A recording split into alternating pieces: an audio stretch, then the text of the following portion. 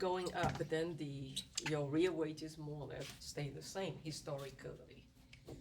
One of the reasons is because there was one example to look at that, not this one, there was another one. Yeah, this is the one. You see, look at your nominal wages. Okay, in 1970, over a period of 30 years, and you think it has gone up by, thanks, John, by about 5.5 times. However, due to inflation, from 0.39 to 2.18, when you take the average, when you take the nominal value divided by the CPI, that's how you derive that real wages, the real value. So it's surprising that, right, and now that I explain it, it shouldn't be that surprising. You look at it and say, oh, my real wages has not changed all this 30 years. Boy, and that's because of inflation. So by taking this class, you now have the knowledge of what inflation is like. So the next time you sit across the table from your boss, when it is time to renew the contract, you should have some bargaining power, and use terms like, oh, I know about indexing, I know about deflating, and all that.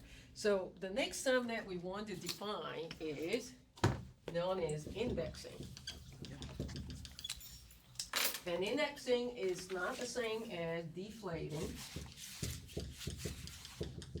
Once again, what is deflating? Let's see if anybody remember from what we talked about last time. What is deflating? It's dividing a normal quantity by a price index. Okay. Deflating is to divide, you mentioned quantity. It could be a value, like wages or household incomes, things like that. Basically, you divide a nominal value by the CPI to derive the real value. And later on, we will look at how do you derive the nominal value. So now deflating, basically, we need a base year, if you remember. So deflating is like you look back in the past.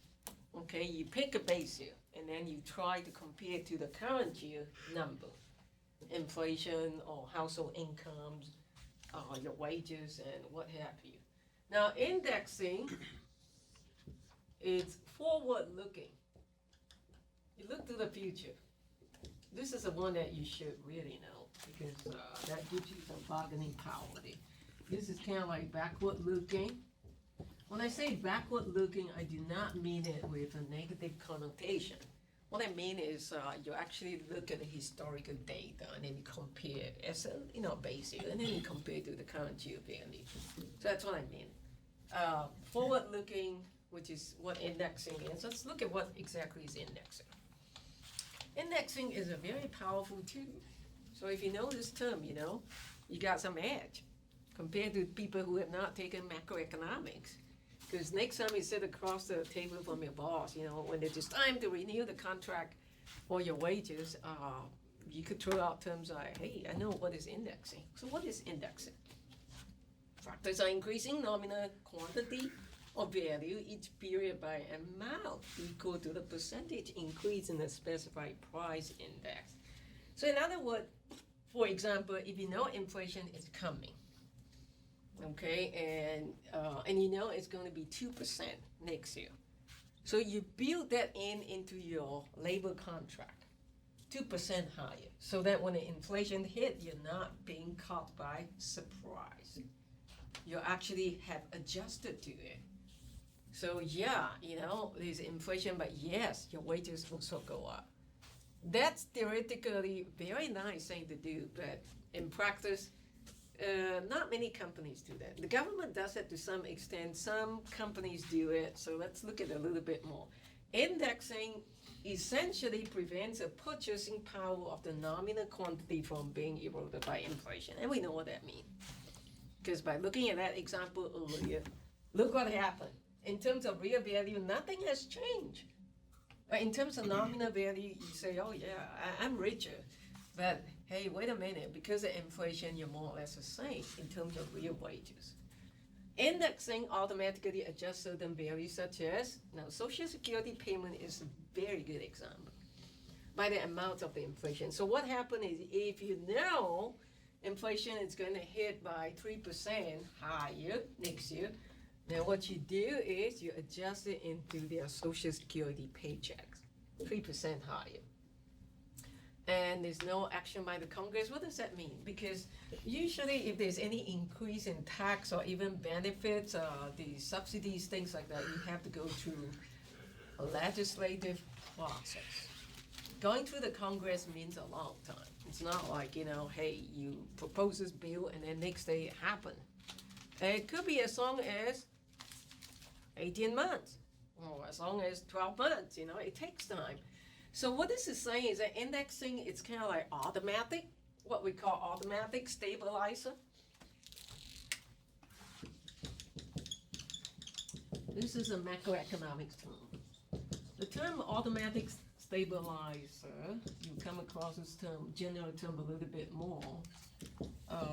Like for example, this example of indexing in Social Security payment, so that when they receive their paycheck, the recipient of Social Security, you have to be over 65.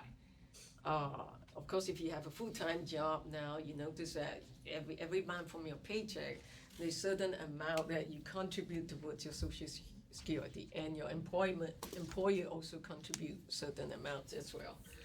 Okay, so the nice thing is no action by Congress required, meaning that it's automatic. You get it right away. You won't have to wait for all this lag, LAG, to happen, what we call legislative lag. And then by the time, they get it, it's like, whoa, inflation is over. So you're not quite getting the benefit. So it has to be quick, fast, in order for it to be effective.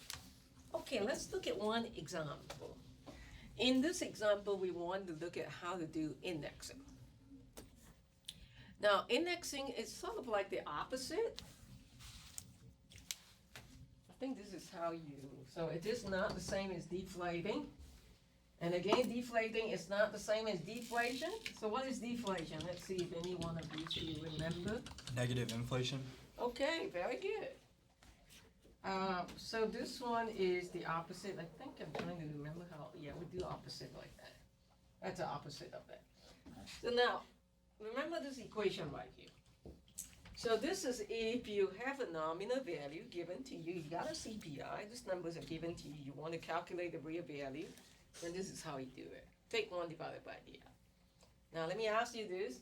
So if you want to calculate the nominal value, because that's really what comes down to, your paycheck, right? How much are you getting, So how do you, if you know this inflation is going to be 3% next year, what do you have to do to make sure that your real value is going up or at least stay the same? What should your nominal value today in wages, for example?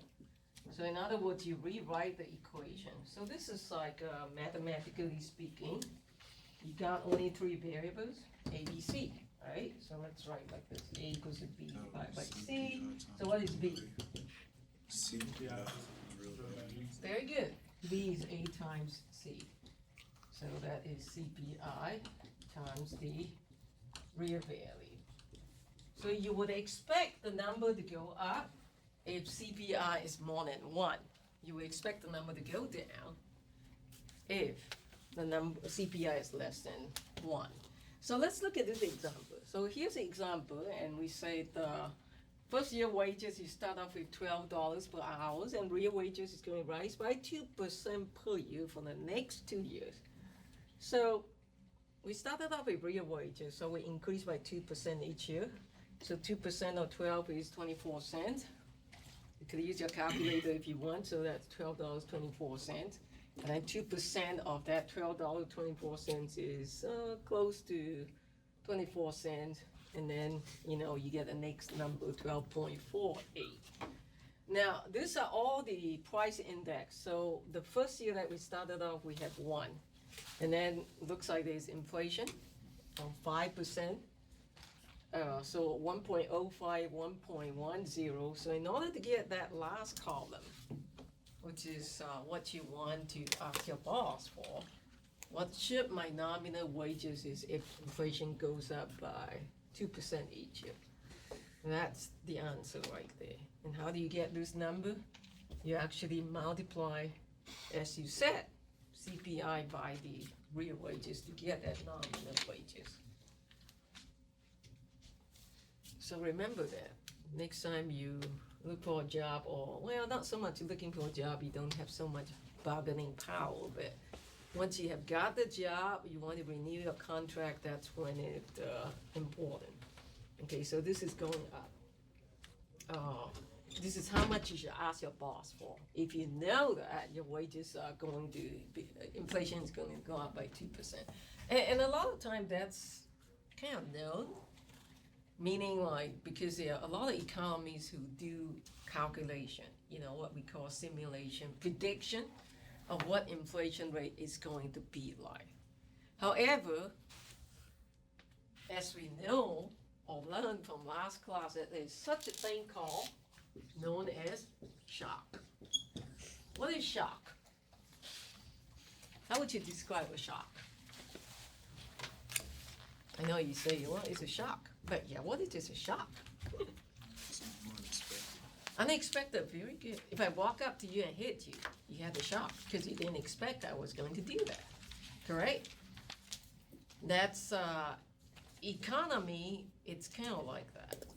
Now, remember we talked about the first and second order shock. It is a shock because it's unexpected to happen, suddenly, like political change, there's a political instability somewhere, and then it happened, it hit suddenly. So even though you could kind of like predict in advance what the inflation rate is going to be like, but there's always this amount of uncertainty. There's this degree of uncertainty there, we call it a shock, which is the unpredicted part.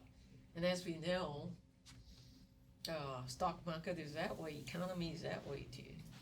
Do you think we knew September 11 was coming? No. Do you think we knew 2007, like Great Recession, was going to happen? No. This is all a shock, it happened. And we realized, we say, oops, it's a very costly thing, and then look what happened. It lasted for at least 4 or 5 years there. And the interest rate is still so slow. We're going very slowly, all right? I mean, you look at interest rate, what is it? It's less than 1%. Forget about putting it in a savings account. You're not earning as much. Better to take it out in the stock, invest it somewhere. And the stock markets are doing very well now. This is a good time now. Not to buy, but maybe to sell. But who knows, next month when I'm standing here talking to you, it might just be the opposite. So that's the way it is with economy. It's very unpredictable. Even though economy could kind of like predict certain part, but then there's this degree of uncertainty. Okay, let's talk about this very important report known as Boskin report. It was a commission that was set up, and Boskin is the last name of an economist. It did a report in 1996. Basically, it's a very long report. Don't worry about reading it. I'll just tell you. It's basically, in a nutshell, he says, CPI is not so accurate. It actually overestimates inflation by as much as 1 to 2% points a year. Let me ask you a question. Do you think that's a pretty serious thing? Like 1 to 2%? Oh, that's negligible. Which one? Serious? Serious. Yeah, it is a serious thing. Because can you imagine like, if Obama goes to one of those G8 or G9, I don't know what it is now, and give a speech, and say, oh, well, United States is doing so well, our inflation is like 5%. Oops, what happened? What's wrong with that? Does anybody know what is the current state of inflation? In the summer when I checked, it was 2.2. So right now it's probably right around, couldn't be changed a lot. Because even a 1% point increase is considered a lot. We do not want to misquote. So therefore, a lot of time they give to a second decimal places, 2.25, 2.21. Okay, what's wrong with overstating inflation? What's wrong with that? Other than, well, yeah, you goof, you make a mistake, so you should get up on the platform and tell everybody out there in G7 the inflation rate should be 2.2 instead of like 5, because that's a big jump there. What's wrong with that? If you overestimate inflation, overstating inflation, there were two consequences, which is kind of common sense if you really think about it. It's not a surprise. It would unnecessarily increase government spending. You have already forked out this budget for the rest of the year. This is how much we're going to spend, based on the inflation, predicted inflation, and then if we decide, it's really not as high as it is, then you say, whoops, I have allocated too much budget to this particular area, or your proposed budget would be much lower. Okay, so that's one problem. That's more like budgetary. The second one is underestimate the improvement in the standard of living. Well, yeah, the big bank is not as bad as it is. What do you think? It's really not as thin as it is. It's all right. In other words, so because if you say everything is like worse off than it was before, whereas it is really not that bad. You're underestimating the improvement in the so-called standards of living. Okay, there are two causes, two reasons why, how, this is the how question, how the CPI could have overestimated inflation. We're gonna look at example. The first one is kind of obvious, quality adjustment. Because remember not long ago I mentioned, like, how many of you have cell phone in this class? So everybody, that's everybody. How many of you have two cell phones? I happen to have two because I lost one yesterday. I went to get another one and I got it back today from the police. So it's iPhone is wonderful. If you lose your phone, you know how to track where the sucker is. Then you get the police, go get them, and you get it back. And they were trying to sell that. I can't believe it, but it's just a lousy iPhone. But a lousy iPhone to some people is like, it's variable. Okay. Anyway, so the quality adjustment. So if you look at the iPhone, well, they don't have iPhone back in the 70s or 80s, but if you look at like 30 years ago, when I asked my student, I have to say, how many of you have cell phone or iPhone? Well, yeah, they don't have iPhone. iPhone is kind of new, in your generation. So then nobody raised your hand because nobody had it in the 70s. Or even in the 80s, then it became more and more common after the internet had become commercialized. So we'll talk about it in later chapters. Okay, so the quality adjustment. The quality, for example, today you have what you call the technology. Is that 4G? Is that the highest technology you have now? Okay. So now, like 3 years ago, you may not have that technology. So every year it improves a little bit, faster, wider coverage and faster speed and better storage, better memory and so on. And then the price are dropping just about every 18 months. So now when you do this calculation of CPI, you don't take into consideration that quality adjustment bias. And then there's another problem, it's a substitution bias, which we'll look at one example. So let's look at this PC's prices, and I think this is also very straightforward based on what I just said.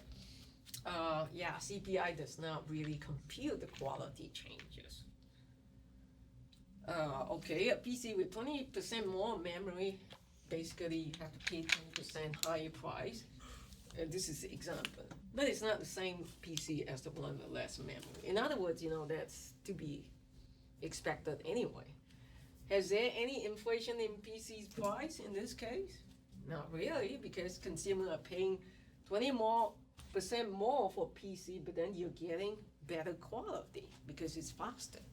Faster in terms of when you load your internet websites or pages, because it has better 20% more memory. This is important, but we say that adjusting for quality sometimes is not so easy because remember we have such a thing called base year. So when you start to want to include cell phone, for example, as one of the basket of goods services to be computed in CPI,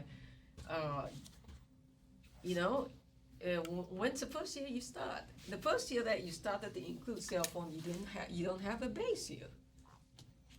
So that was one problem.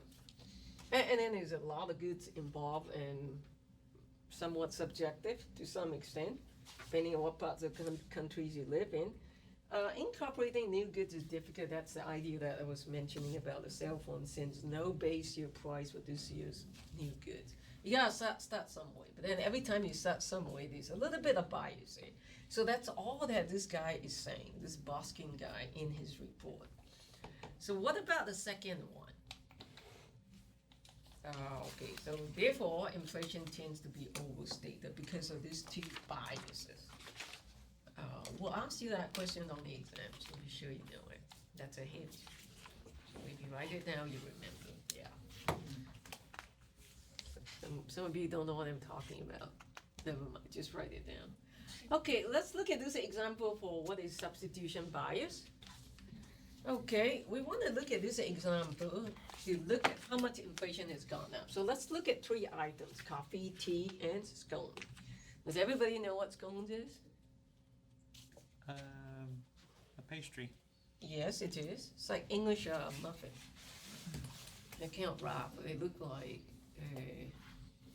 well, I don't want to say cookie, but it looks sort of like biscuit, but, you know, maybe a little bit compact, I would say, harder in texture. So anyway, these are the kind of thing that you might eat, you know, when you take a break, afternoon tea, or morning when you have breakfast. Okay, we got three items here, and we got 2 years of prices: 2010, 5 years ago, and 2015. Let's say this is current year. This is 2016, but let's consider that as current year. Okay, and let's see what happens. So this, once again, is this summation of P times Q. Same thing that you have seen when you calculate the cost. So I is 1 to 3. Okay, so what's the price of coffee? What was the price of coffee, I should say, 5 years ago? It was at $1 per cup. So if you buy 50 cups, it's exactly $50 in year 2010. And then look at the other two items as well. Okay, the unit price for a cup of tea is also $1. Okay, so then if you consume 50 cups, 50 times 1, you got 50 right there. Well, I'm only looking at 2010 prices so far, okay? The cost, I should say. Forget about this for now. So just look at this column. And then for scones, if you buy 100 at $1 each, we make the example very simple to calculate. So 100, add up all together, you got 200. Okay, so far so good. Okay, now let's look at 2015 and what happened. In 2015, we say, assuming that there is some sort of inflation happening. So the inflation hit the coffee by, instead of $1, it's now $2 per cup. So 2 times 50, assuming the quantity stays the same, then we get 100. So look at tea, what happened? Has the price changed? 2015? No. So it stays the same, so $1 times 50, you got 50, and then in the case of scones, the price has gone up by 50 cents only. Not much. Okay, 50 cents, so $1.50 now times 100, you got 150, so add it up, 300. Now the main line is this line up here. Okay, so if you know the cost, this is like the first 2 slides in this chapter of lecture, if you remember earlier. So we take 300 minus, 300 divided by 200. Like you take 300 minus 200 divided by 200. So then you have 1.5 or 50% more of inflation. Now, if you really think about it, that is a lot. From 1 to 1.5, assuming 2010 is the base year. So we said, so according to Boskin, are we forgetting something? What is the thing that we have gotten? Now, remember the term substitution, what does it mean? When do you substitute? When something goes up in price. Yes, yes. So in this case, what is it? Coffee. Right. Coffee has gone up by 100% tea, $1 to $2, and nothing happened to tea. So could it be this diehard coffee drinkers, because coffee has gone up by exactly 100%, so they will switch to drinking tea? So if that's the case, if all of them decided to switch because of this 100% increase in the price of coffee, and let's say they all switch to drinking tea, okay? So then this number becomes the same as, well, actually then nobody's drinking coffee, right? If everybody switch, this number will be 0. And what about this next set of number? It would. So everybody will be drinking tea, and you have 100 cups of tea now. It'd be 100. It will be 100, yes, 0, 100, and this stays the same. We're not going to touch that scones. There's no point arguing about this little pastry that everybody loves. Okay, so when you add it up, it becomes what? You got a 0, you got a 100, you got 150, so the number should be? 250. Redo the calculation up here. 250 divided by 200 is now 1.25. What does it say? So what this is saying is, so this is exactly what it is, what we just said. We got, if you have substitution, everybody switch from drinking coffee to tea, then this becomes 100, that becomes 0, and 250, and then if you redo the calculation, whoa, it's only 25% instead of 50%. So have we forgotten that? So that's what Bosking was saying. You know, hey, you guys out there, hello, you know, you forgot about this quality adjustment bias. You forgot about such a thing called substitution bias. So we did this example and say it could happen only 25% with substitution. But if you forgot to include that, then, whoa, it was 50%, much higher. So it's kind of an extreme example, but I think you get the point. So next I want to talk about the difference between, so remember the Bosking Commission, the report, so the two biases, that's important. We'll ask you that on the test. All right, I just gave it to you, right? Okay. So next, we want to know the difference between price level and relative price. You look at it and say, oh yeah, it's the same. Remember earlier when we defined inflation, I used a term to describe the price, a descriptive word. Did anybody remember what was that descriptive word I used to describe price as in inflation? It starts with A. Automatic. I'm sorry? Automatic. No. Try again. Start with A. If I give you the second letter, you know what it is. Okay, the second letter is B. Average, that's right.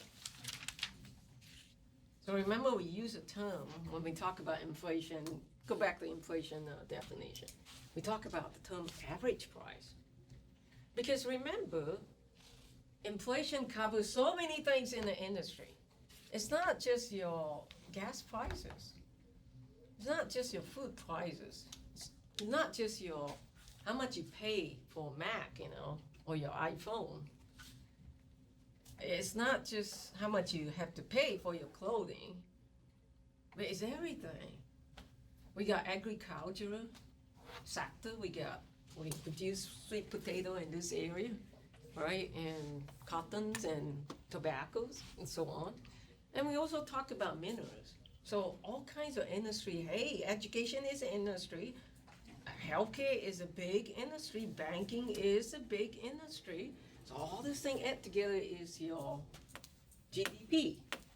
Okay, so yes, GDP, but then the price is referring to all the prices of all those sectors. So it's a measure of the overall level. So that's kind of like the same as your average, okay? at a particular point in time measured by a price index such as consumer price index. However, the term relative price, you should really underline that term relatively. Relative price is referring to the specific good or service and compared to other goods or services calculated as a ratio. Okay. So for example, how many of you heard about this we got flu season here and there? How many of you heard about avian flu? What is it? Tell me. What is avian referring? Bird. The bird, yes. So avian flu affects birds, like chicken, turkey, and so on. Or whatever kind of birds you eat also. Pheasant, peacock, never mind, we don't eat peacock. That's kind of cruel, yeah. Never mind, scratch out peacock. We eat chicken and turkey, okay? Everybody okay with that? Cool. Any vegetarian here? Hope I'm not offending any vegetarian. Okay, good, we're good. So avian flu would affect the, what happened during the avian flu? People are scared to eat chicken. Because what happened? You might get the flu. So, because they might all be infected. So then, if people are afraid to go buy chicken, what happened to the price of chicken? Went down. Yeah, if nobody wants to eat chicken, it has to be down because, yacht sale, right? Go out sale. Come buy it. Cheap. $1 a pack, or 99 cents per pack, or 50 cents per pack, or all 4 quarters, or something like that. Okay, so if that's the case, people would not want to eat chicken for a while. And then if this thing subsided, and then you don't hear about it anymore, good time came back. And people were so stuck with not having chicken all this time. It's been 3 months without chicken. Some people can't stand it. I would be one of them because I don't eat chicken. So then you're so starved for chicken, and then finally this is all over. You go out and buy chicken, big loads of it. What happened to the price of chicken? Yeah, it will be going up. This is demand and supply. That's economics. There you go. Okay, so if that's the case, we say that only affect the price of chicken, but it does not affect the whole industry. The whole economy. So we do not call that inflation. At that, if it's just affecting one industry, that's what it means here. Okay, well let's look at example, and then we'll come back and give more example on that. Suppose we have a one-time doubling of gas price, overall price level inflation increased by a small amount, but the increase in the relative price of gasoline is large. So this is like the same thing like avian flu I'm talking about. Relative price is referring to the prices of certain industry has changed, but it does not affect the whole, economy, which we call inflation. So don't call inflation when there is not an inflation. That's all that this is saying. Call it whatever it is. Gas price has gone up. Okay, chicken price has gone up. Okay, so we got some seasonal prices. So let's look at in the summer. And if you book for a beach hotel, it will be higher. Cruises, gas prices per travel more. And lower prices would be the fresh fruits, vegetables, heating oil, that sort of thing. Yeah, that should not go up in the summer because that would be very strange, right? How many of you use heater in the summer? You do. You like to stay warm. Maybe like today, you might. But still, I think it's 70s is still considered warm. Okay, relative prices can change monthly without corresponding changes in inflation. So that's the point. Keep saying it over and over. So let's look at one example. So for example, if you look at comparing oil prices with the general inflation. So if you look at 3 years in a row, successive year. Okay, that's a CPI. That means you got inflation about, 8%? 0.8, that's about 12 there, yeah. So anyway, doesn't matter about that. So inflation is 10%. 2012, the inflation, the overall price, the average price is 6%.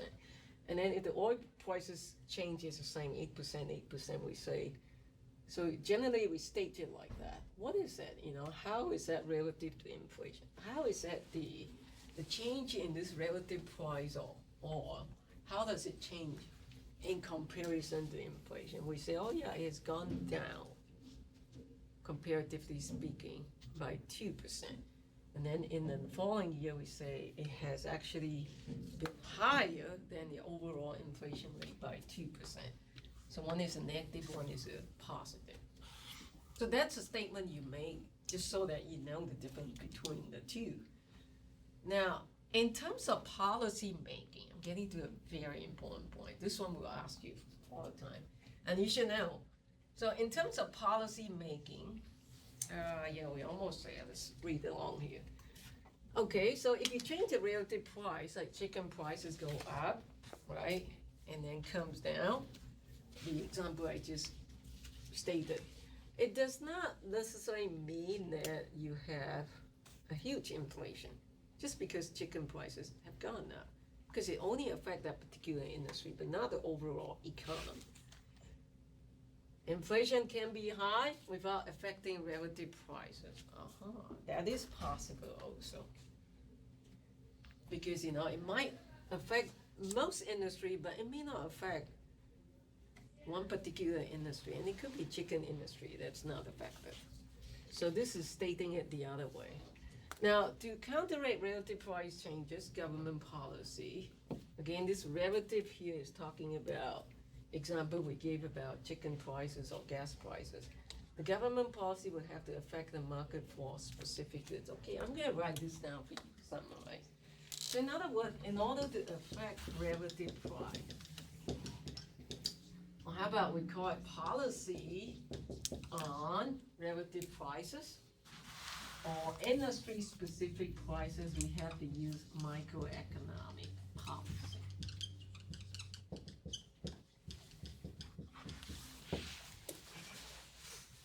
Okay, in other words, policy that are targeting certain industry, like chicken industry, education, healthcare. However, the next line, which is a very important line, because this will lay the foundation concept for the rest of the semester. To counteract inflation, the government must use monetary and fiscal policy. Okay, policy on, what do we call that? Average or overall price, and which, in other words, is your inflation. We have to use two types of policy. We call that macroeconomic. Please write this down. This is a very good summary. This is macroeconomic policy. Okay, this is a MA. That's a class you're taking right now. So at this point, you should also think about what paper you want to do, because September 26th is coming up. Okay, your article summary due. And that's 2 to 3 pages. I'll talk about it whenever I have a chance. If I finish early, I might talk about it quickly. So you got two types of macroeconomic policy. One is called fiscal. The other one is called monetary. This one has got to do with money supply and interest rate. If you want to write down, the first one has got something to do with the government budget. Usually it's government expenditure. Remember, your GDP equals to C plus I plus G plus NX. It's the G and the T. Government expenditure or purchases and taxes. Monetary policy deals with money supply and interest rate. So this is a topic of chapter 11. This is a topic of chapter 12. So these two chapters are mandatory. You have to do well in these two chapters because you will feel like you're a cheater if you've taken macroeconomic courses without instructor never tell you anything about these two policies. That means, I don't know what you study in that course, because that's the two most important one. Fiscal and monetary policy. Hey, where you wrote Yes. fiscal G, comma T, what does that stand for? G stands for government expenditure. Remember, in your GDP is equal to C plus I plus G plus NX, or government purchases. And T is your taxes, taxation if you want. Okay, so there are some problem with inflation, when we call it true cause of inflation. Let's see how many, I have to rush a little bit, yeah, and we're almost looking at my time. Okay, there's noise in the price system, because a lot of time, right, we look at price, we say, we want the price to be efficient, exactly measure what it means, accurate, and not like distorted. There's some distortion in the tax system. One of them is called bracket creep, and that's because you're not indexing the income tax to CPI. So like, for example, if your income, whatever you earn, we look at nominal income, and you ended up had to pay 20% tax, which is kind of high. But then if CPI is being incorporated into it, your real value, your real income is actually low. You could have just paid 15% instead of 20%. So that's a nice thing that they did to IRS, that they did incorporate that so-called indexing into the IRS system.